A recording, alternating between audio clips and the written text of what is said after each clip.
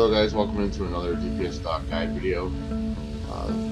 Today I want to go over rotation. This was requested by Houndwar.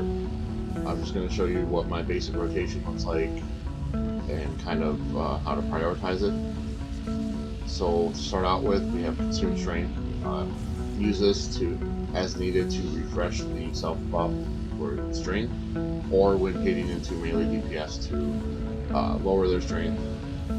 Next we have Pillage Essence. This is a key ability for generating resources to keep our self-healing output consistent. And then we have Lacerate and Blade combination. Lacerate has a nice toughness debuff on it, as well as a crippling effect, which is necessary to trigger the snare on Flay.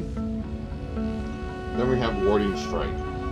This ability you don't need to use into range for healers. This is a strong ability to use versus melee DPS, since it has a parry reduction debuff on it. Next we have Sane Extension.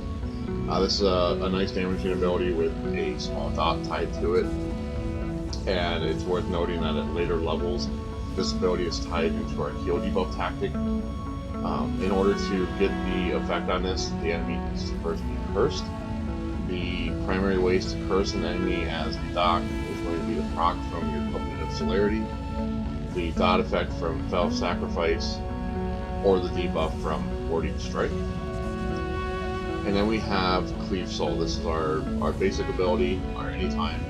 It has a strong base damage, and as long as we're hitting from the backs of enemies, it also has a decent armor ignore, making it strong anytime.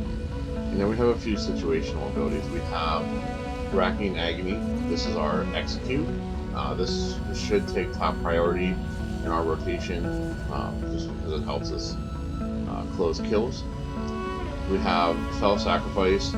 This has been changed from AP to Soul Essence, so it is something you have to kind of keep an eye on in terms of managing resources. But this is a very strong cleave ability. It's a strong dot, and it also adds a decent amount of pressure damage on a single target. Then we have Consume Enchantment. This is our Shatter. Basically, if this is available, use it. It can shatter things like heal over time effects and absorbs healers. Stuff like Rampage and many of the tank self buffs can also be shattered with this ability. Next we have Devour Essence. This is a very strong AoE damaging ability with a heal tied into it. However, it consumes a large amount of resources, so just keep that in mind if you need to hold on to resources for something like Rend Soul. And then with Rend Soul, basically we only use this when we actually need to heal a friendly target.